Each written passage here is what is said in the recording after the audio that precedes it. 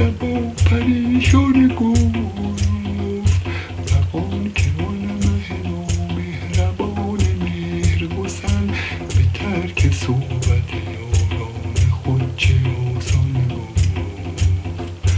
من مقام رضا بعد از این و شکر رقیب که دل به درد تو خو کرد ترک درمان گفت غم کهن به می سال خورده دفع کنید که تخم خوشدلین است پیر دهقان گفت گره به باد مزن گرچه بر مراد رود که این سخن به مثل مور با سلیمان گفت به مهلتی که سپهرت دهد ز راه مرا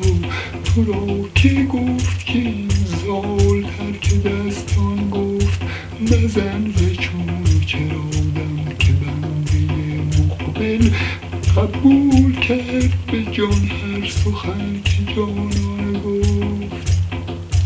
که گفت حافظ از اندیشه تو